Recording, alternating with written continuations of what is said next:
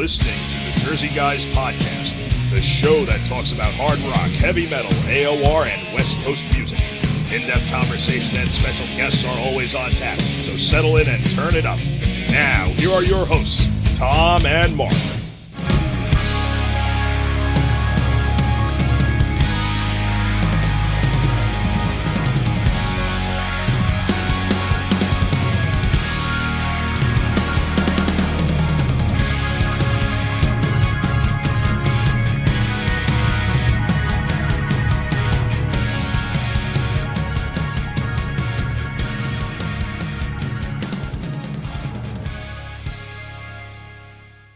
Hey, Rick, thanks for joining us on the podcast tonight. My pleasure. It's great to talk to you, that's for sure. I wanted to start with congratulating you on the brand new album. 3 came out the end of last year, November. And how's things been going with that? Beautifully. I mean, it's for me, it's the kind of album I wanted to do right now in my life. I wanted something that would shock, that would be arena rock. I wanted something that sounded powerful, and the rest of the guys too. Because we work as a team.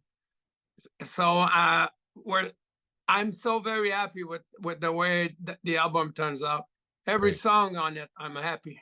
Great. Well, I mean, it took, it was a long time in the making, wasn't it? What took so long? Yeah, that's hard. You can't control that, Plus, we're from the generation of musicians of the 80s, where we were very influenced by the artists of the 70s, who are great artists. And we tried to follow in their footsteps. But it was hard because of all the changes with the technology and the losses of record sales and then all those things that came into play makes it hard for an artist to have a schedule and to invest his own money when you think about it, because the record companies they're not, some are still doing it, praise the Lord, but yeah. There's a lot of record companies that are not ready to invest in anything right now. Yeah, no, it's do it yourself, and then we'll put it out at the end with the end product, right? Exactly. So what does that mean? That means is that you really have to mean it. If you put your money into it, you really have to write a song and want to see the end of it. And then if it's one song, then it becomes an album. Then it's 30 to 40 minutes. Then it has to be really, really, really good, or take your time. That's what we did. We took our time. Yeah, great. Well, I know Tom's a huge fan from way back when, and we were just talking before we came on about the first 2 albums. So I know he's got a lot to talk to you about that. That explains the T-shirt. There you go. And I got the shirt for the second tour too. I just wore the first one. That's beautiful. Metalized, an iconic album to me at the time when it came out. And I was telling Mark before we went on the air, I stumbled across you guys from a friend of mine who had a giant satellite dish, and we used to pick up Much Music.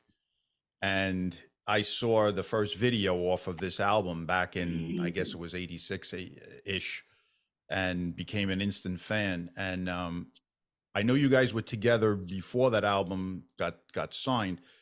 Could you tell us how it came about that you finally got signed, and the record deal and the writing process for this iconic record? For Metalized, we were real rockers. We were doing the club gigs from 1982 to 1984. Throughout 1995, we were doing like 5-6 gigs a week. 4. That's my dog talking to me. Rosie, come on. So we were doing, so we got pretty good at doing the hard rock stuff. We're doing like the Priest, the Maiden, the Zeppelin, the Deep Purple, and we did that for a couple of years. So it came time to write songs. Those were our influence. So once we started writing the songs, we had a big following, and the record companies would follow the followers at that time. Right. they would hear about a club that was always full when Sword was playing there. You were sure that one day an A&R guy would drop by and sign you. And that's exactly what happened to us. We didn't even have to shop for a deal. We just wrote a couple of songs and it fell in somebody's ears and we got signed. What were the first songs that were written for that album? Let me talk to my wife. Go ahead. Nancy, I'm doing a live podcast right now. Can you take care of Rosie? She's all over this podcast. Yeah. Look, Rosie's part of the podcast. This is the culprit.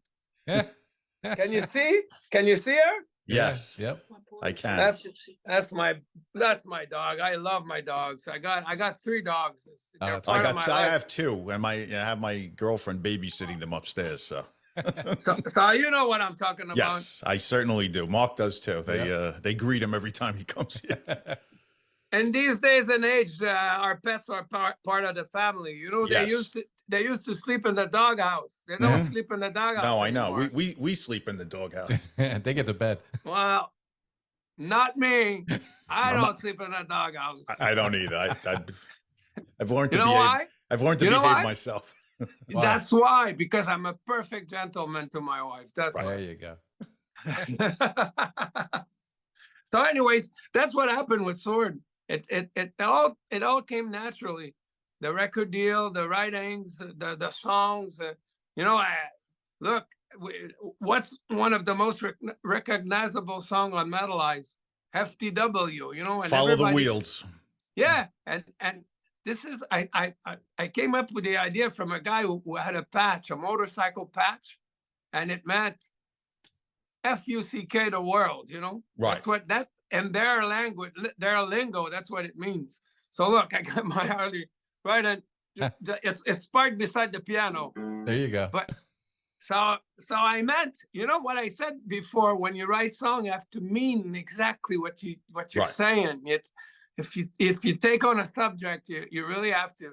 It has to rattle some bones here and there, you know.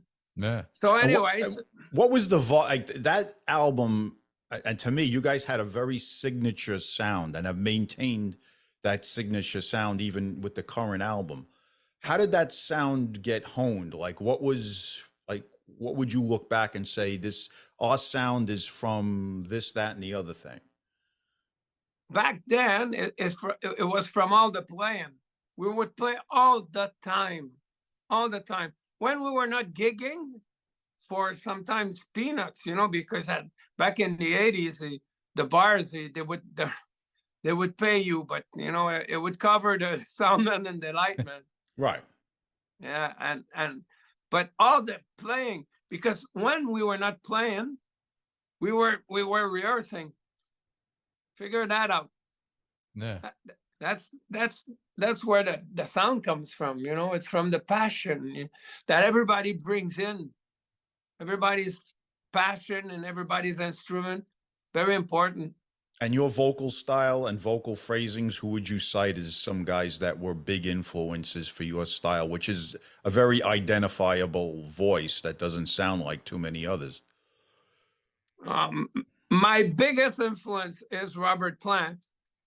I'm a very big Zeppelin fan. In my spare time, I own a tribute band, a Zeppelin tribute band.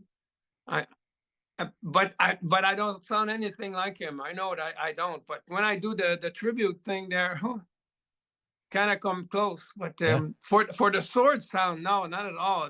There's no Robert Plant there. There's no Robert Plant in Sword. No, I would agree. No. I would agree with that. There's a little bit of Gillan, a little bit of Dio. a little bit of Ian Gillan on some of the songs, like "Stoned Again." I could hear a little bit of Gillan. Yeah. I love Gillan. He's aged gracefully. What a beautiful man. Oh yeah, they just came through Jersey a week or two ago. Amazing. I think in recent years, people have forgotten how good he was. There's been so much emphasis on David Coverdale and Glenn Hughes, who were both great. But the Ian Gillan period of Purple still may have been the greatest hard rock band of all time. Yeah, and you know, when mentioning those names, it's just it adds more to his horror, you know, because if these were big shoes to fill, Ian Gillan. So Really big, yeah. yeah, so there you go, you know, Coverdale, Glenn Hughes, yeah, exactly. So or just pull the plug, you know. Right. Yeah. I was a big fan of the Ian Gillan band, Glory Road. I don't know if you remember that album. Oh yeah, remember. That's a great album. Of course. To me, one of the best Black Sabbath album is is Born Again album. Oh, you like Yeah. really? Yeah, I never warmed up to that album. Ah man, this album is like danger. You put it Well, on, it is. and It is.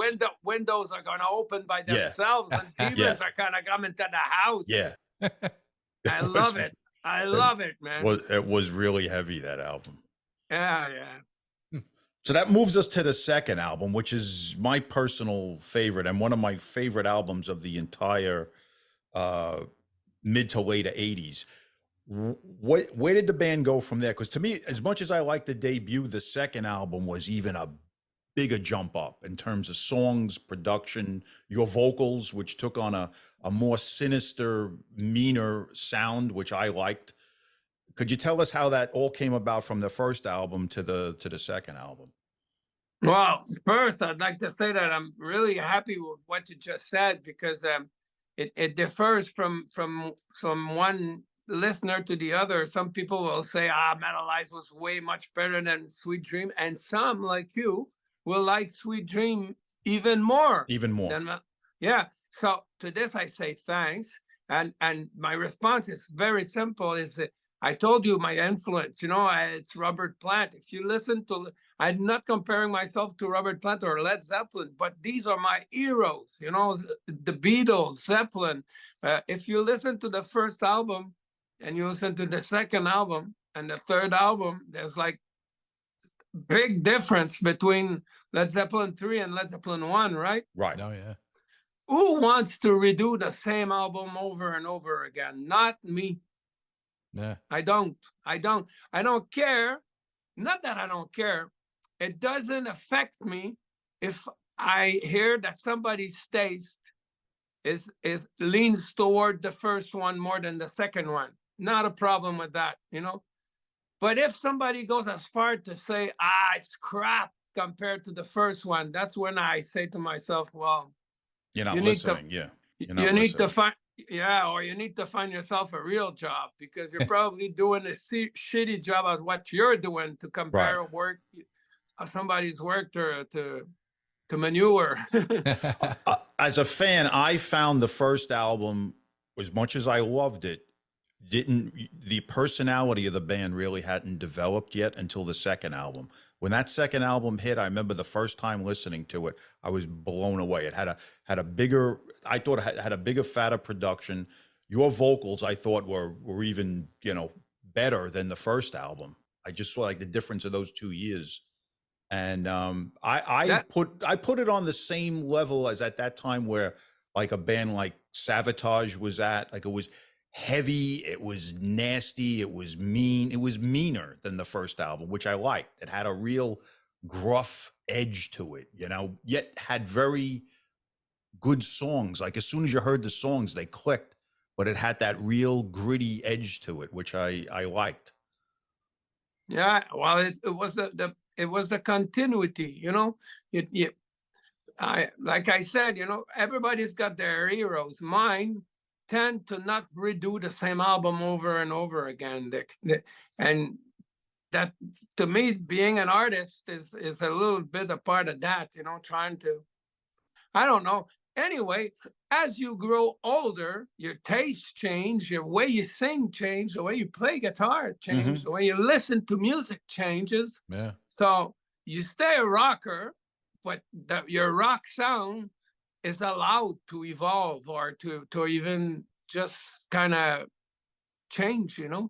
Sure. Well, I mean, Tom and I have talked about that. We've had some guests on, and you know, some of them are older ones. We've had guys from the '70s and stuff like that. Where we has had guests, and they, you know, we talk about this. You know, guys when they're in their whatever 20s, whatever, as they get older, they change. You know, everybody changes. Everybody has different influences they draw from. So yeah, I mean, that totally makes sense what you're saying for sure. The most important thing is that whatever age you are at, whatever genre of rock you're doing, it's that you do it from the heart, and you hope for the best. Yeah.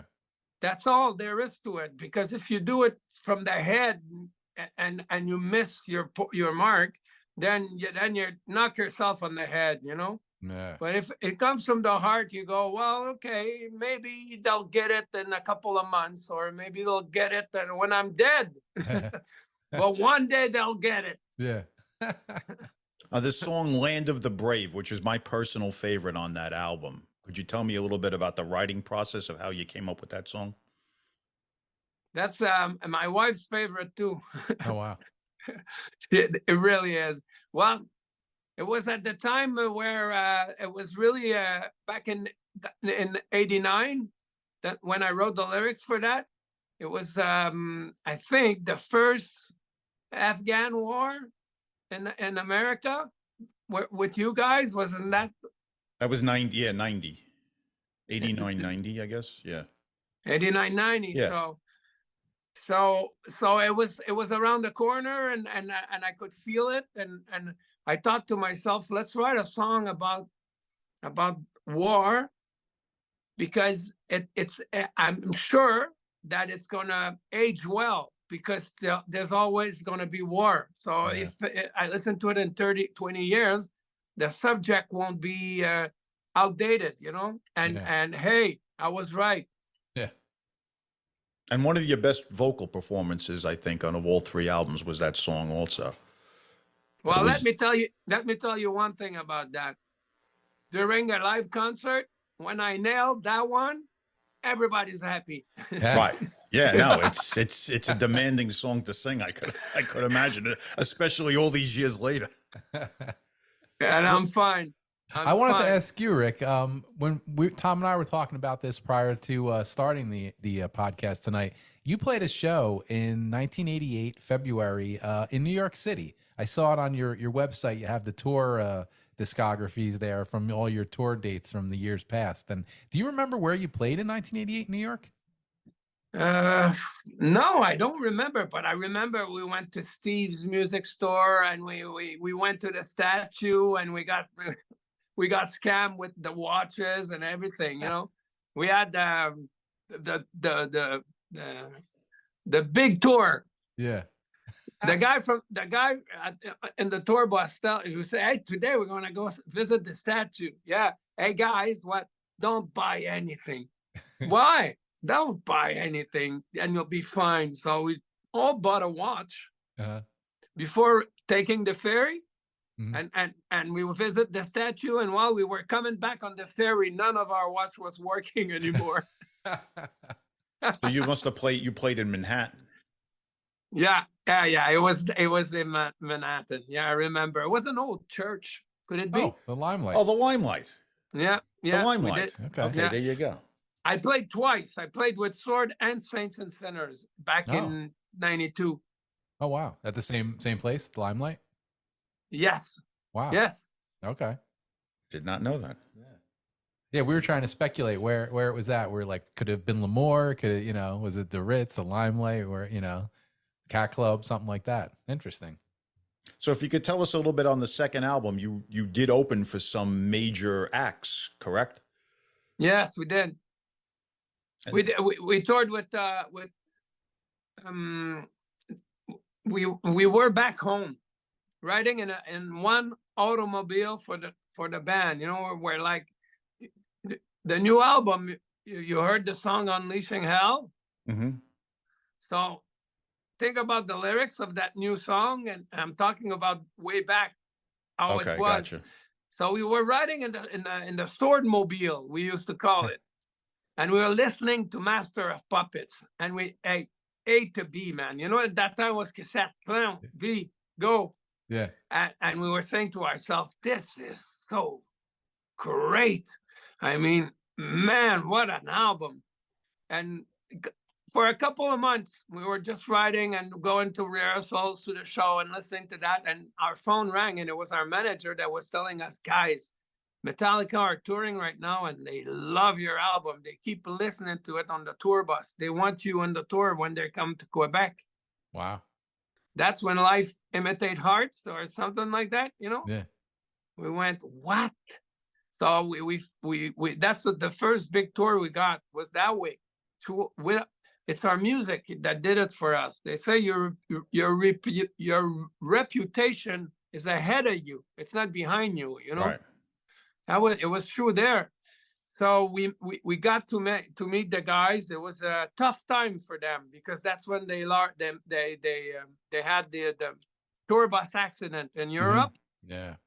Where Cliff died. Yeah. So they postponed the tour twice with us. It happened exactly at that time. So there was like advertisement on TV, Metallica with opening star, with opening band, Sword, and then boop, it would stop because we were announced that Cliff had died from a. But the first time they canceled, you remember James had broke his arm doing some Yes. skateboarding? Mm-hmm. Oh yeah, yeah, yeah. So twice they had to postpone the tour. Man, we were looking forward to meeting those guys. So then when we finally did, it connected. And after that, we were invited on Alice Cooper's tour. Alice Cooper was one of my childhood fantasy hero, man. This guy was so. Me too. You know what I mean? He had this thing about himself where he was. Some folks love to see. You know, he was telling it like it is. I want to be elected. Yeah. You know, That's my favorite. $1 Billion Babies is my favorite Alice Cooper album. School's out. You know, Yeah. my school forever. My brother and I, we'd do the record store thing. You know what? The lineup where we'd wait to buy your vinyl. Mm-hmm. So fast forward, like when we're 14, 10 years later, we're 24, and we're opening for Alice Cooper, and we're meeting him, and Mhm. we're hanging with this band, and that Wow. was not only was it a dream come true, it was like it was an achievement, you know. Yeah. Because when you rub shoulders with legends, you've achieved something, you know. Oh yeah. You don't need to overdo a show or people go, oh, Sword was so good that no. Just being there with a legend in itself is something. And we toured with Lemmy, with Yeah. Motörhead, but we did the UK tour. Imagine that. That was amazing. We were on Lemmy's turf.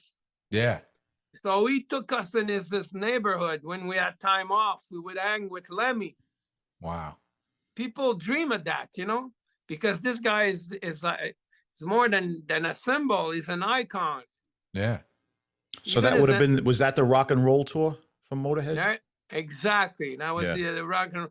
Right there in where I'm sitting right now. This is my musical room in my house. That's why I park my chopper right beside the piano during the winter. Nice. But there I have a letter. It's Lemmy's, signed by Lemmy. When I was on tour with him, we had something about the lyrics. We were talking about lyrics, and he wrote something to me. So when you enter, that's what you have.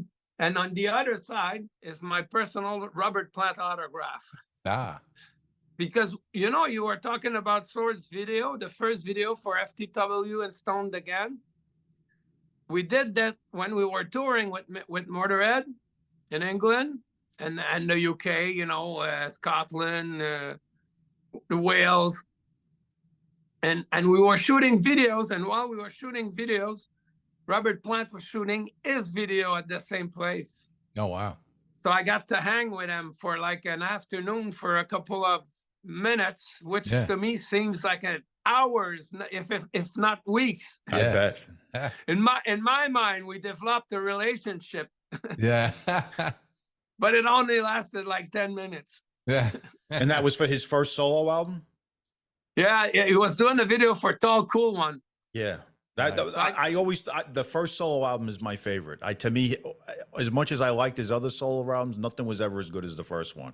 That I was my agree with favorite. you. And to respond to your question, it was the second solo album, Tall Cool One, if my memory Okay. serves me Right. right. Yeah. Nice. And you guys recorded a live album from that tour, right? With the Motörhead tour? Yeah. Live at the Hammersmith. Yeah. So you That- toured with that lineup with Wurzel and Phil Campbell, the four man Motörhead. There you lineup. go. Yeah, that was my favorite. Orgasmatron, Rock and Roll. Those were my favorite Motörhead albums of that lineup. Absolutely. Yeah. Orgasmatron is one of my favorite live songs from Motörhead. I know, from me too. Motörhead. That's what I love that 4-man lineup when he had the 2 guitar players. As much as Agreed. the classic stuff with Phil, the original lineup with Filthy Animal, and I like that, but to me it was better when he had the 2 guitar players. Just me personally, it was a bigger sound. And by the way, Filthy Animal was on drums. Right, because Filthy Animal came back on the Rock and Roll album. He wasn't on Orgasmatron. It was the drummer from Saxon. Exactly. Was the drummer for that album. And Right. he was there for rock and roll, and he was quite a gentleman. Was he? Yeah, I loved his style of playing, and he was just such a character. That guy. The all of the band, those guys were real rockers. They were not playing rockers. So when that happens, you get real hearted people. Those guys were tough. They were playing tough. Yeah. And they're playing, and they came from a tough upbringing. Right. Yeah. Absolutely. But they were artists. Right. And their own right. And I'm guessing they partied pretty tough too. Mhm. Yeah. Yeah. They partied pretty tough. Exactly. Yeah. Well, everybody partied at that time, That is true. Yeah. Yeah. It was the 80s, right? It's just that some people would hide it better than others. Yeah. With Motörhead, there was no hiding. It was No. Lemmy wasn't exactly bashful about his vices. Somebody was doing an interview with me here in Quebec, and he asked me about Lemmy. I said, the best way to describe Lemmy is that I'm sure that when he went to sleep at night and when he woke up and dressed up, the clothes that he was wearing would have fit the stage. Yeah. He would change. He would change. Right. Yeah. So the thing with the Jack Daniel bottle there on the table and everything, that was Lemmy. Yeah. You never saw him like really out of character. He did a very good job, and I always appreciate that with artists. And you saw that a lot in the 70s. You never saw them really come out of the character of who they were. Like they kind of like guarded that. It was like that's precisely my point. Right. Tom. That's precisely my point. That's a rocker. He's a rocker in the morning. He's a rocker in the afternoon. He's a rocker at night. Yeah. Right. And that's why I grew up on that. I grew up in the 70s. And, when you saw Bowie for the first time and you saw Alice Cooper, I saw Zeppelin at the Garden in 77. These guys were iconic because they looked the part, and I always like that. And you don't see that in bands all the time now. You see guys on stage that they look like they could be in the crowd. They don't look like rock stars. And I like rock stars to look like rock stars. Agreed. And David Bowie is such a great example. I mean, what the work that this man has left before he died is amazing. It's amazing. Yeah, I agree with you. Man. And our rock stars gotta look that part. Exactly. Yep. Well, that was the era we grew up with in the 70s. That was the epitome of rock stars, and I think it's one of the reasons these guys have lasted so many generations is the figure, not only the music, but the figures of them, what Jimmy Page and his iconic, style of playing, and Tony Iommi. And it's not just the music, it's the figure of who they were. Robert Plant at his top one of his nickname was the Golden God. Mm-hmm. I mean the Golden God. There was and there was so much truth to it. This guy had it all. I mean, his lyrics for Stairway to Heaven or Ramble On, or I know that he picked some stuff here and there, but he had the mind, he had the look, he had the voice, he had the attitude, he had it all. Think about it. The Golden God, man. Well, he was the guy that every guy wanted to be and every woman wanted to be with. Yeah. Right? Of course. Yeah. A tall, cool one. Yeah, Yeah. exactly. Yeah. So let's move on I guess we got to mention this and we got to talk about this because can you talk a little bit about the Saints and Sinners band? Came out in 1992. After the two iconic Sword albums, you started another band. How did that all get off the ground? It's been a couple of years, so my memory is pretty good about it. So, but it differs from one member to another, and that's okay. I'm fine with that. It's back in the A days of Sword, when we released Metalized, it was a time when it was well seen if you would release an album a year and tour, every year with different band and with another album. And between Metalized and Sweet Dreams, it took us like almost 3 years. So when it came time to do the other one, the next album, personally, I saw that it was going to take a lot of time, more than 2-3 years that time. So I said to myself, okay, so why not try something else while Sword is on Idols, So that's what I did. I started a project with Aldo Nova, who's a kind of a Jersey boy. Yes. You know what I'm saying, right? Yeah. Oh yeah, the John Bon Jovi connection. Yeah. So I got Bon Jovi involved with the Saints and Sinners album. I guess you knew about that. Yeah. So we worked on it with Aldo. We found some crew, a band, that sounded hard rock, and I wanted something completely different than Sword because I didn't want to compete with Sword. Yeah. I wanted to be in another genre, a hard rock genre. Yeah. So I did that for a couple of years and it was fine. But when it was time to pull the plug, because grunge had taken the oxygen out of all the rooms. Yeah. That's yeah. for Well, I mean, sure. that album came out in 1992 and that we were already a year or so into that whole grunge thing starting up. How did a guy like Jesse Bradman come into the mix with the Saints and Sinners album? True connections, because we were looking for some touring in the States, and so we thought to ourselves, might as well put some Americans in the band, if you want to tour America. So that's how it came about, and he was a great guy. This guy, I haven't spoke to him in a while, but I only have good memories of him. His playing, his attitude, his voice. He's got a terrific voice also. He had beautiful. Yeah, he's very good. Yeah, and he was a perfect gentleman. I know that he's doing quite okay. He's not fully into music, but he's doing well. Yeah. So the new album, what could we look for in the way of touring? Would there be anything outside of the Canadian area? Man, this would be my one of my biggest dream would be that the album would pick up big time and that we would do like a big tour of the world, and not necessarily every night, every town, but just go around, and just play the music for the fan, because it's a good mix. We just finished a small tour here in Quebec, and the fans were there, man. It was like we never stopped. Yeah, I saw some of the clips on your Facebook page. Packed crowds. Yeah. Yeah, and they knew the songs. They knew the new songs, and to change that, to have this new pool of songs, to blend it with the old material, and the old material sounds new. Because, like I said, as you grow older, your sound changes. Your guitar sound, your voice, your drums, everything changes. So it's a perfect blend.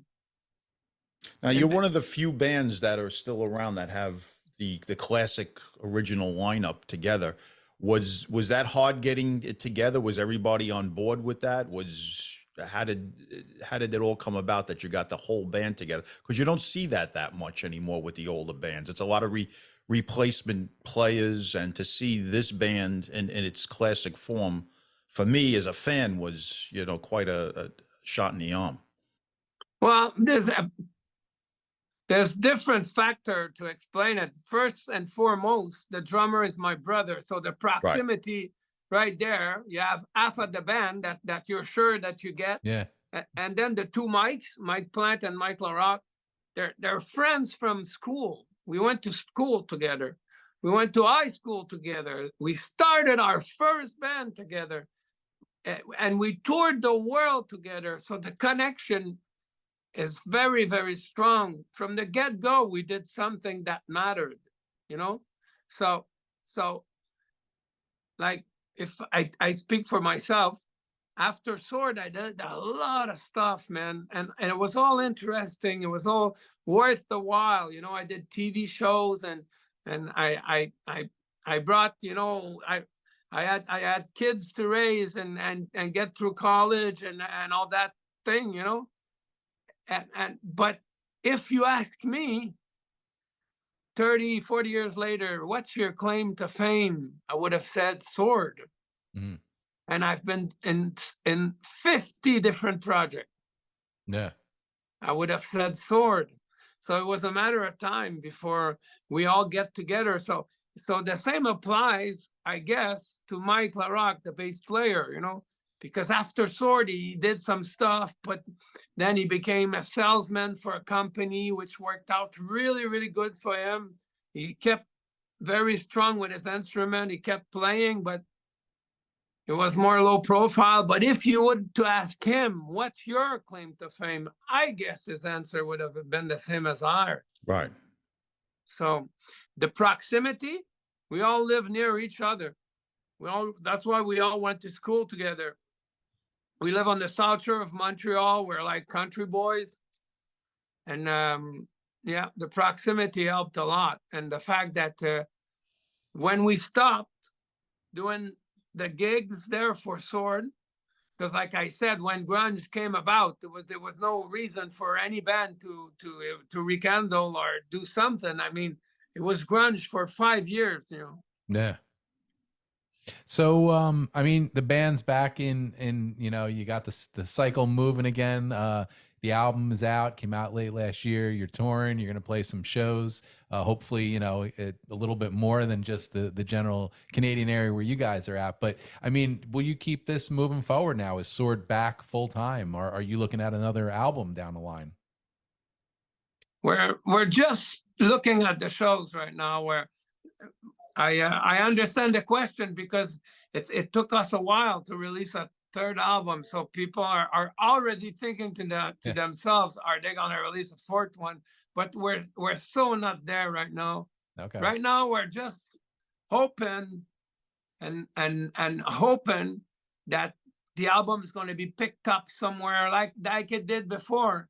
Yeah. For Metalized and for Sweet Dream, somebody's going to pick it up and say, hey, well, we need these guys on tour with us, and bring out a package that's going to be interesting for us. Because, like I said earlier, we're into music, we're into our music, we're into playing live and stuff. But at the age that we're at right now, we're not ready to start right at the bottom and work our way up. Right, of course. Yeah. Like we did 30 years ago. Right.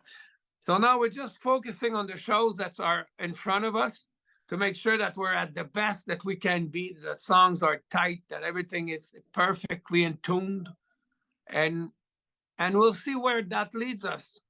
Great. Okay.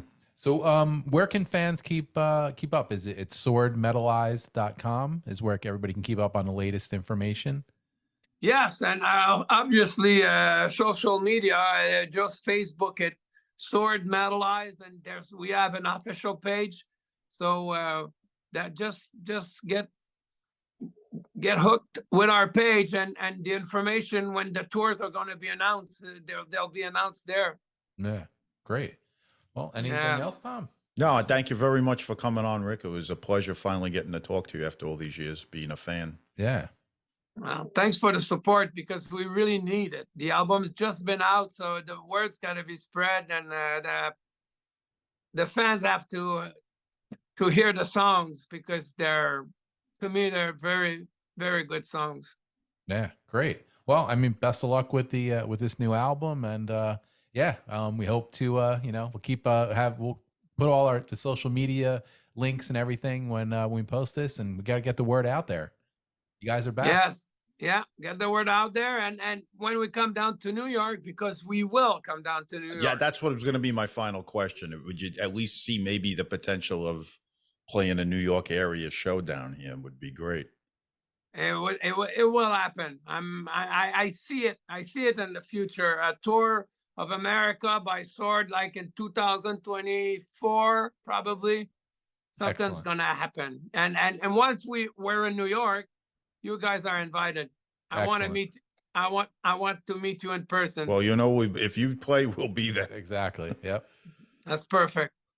All right. Thanks, Rick. Hey, Rick. Appreciate the talk tonight. Best of luck with the new album. Same here, guys. I appreciate the time. Thank you. Thanks a lot. Okay. All right. Bye-bye. Take care. Bye. Bye-bye now. Bye. All right.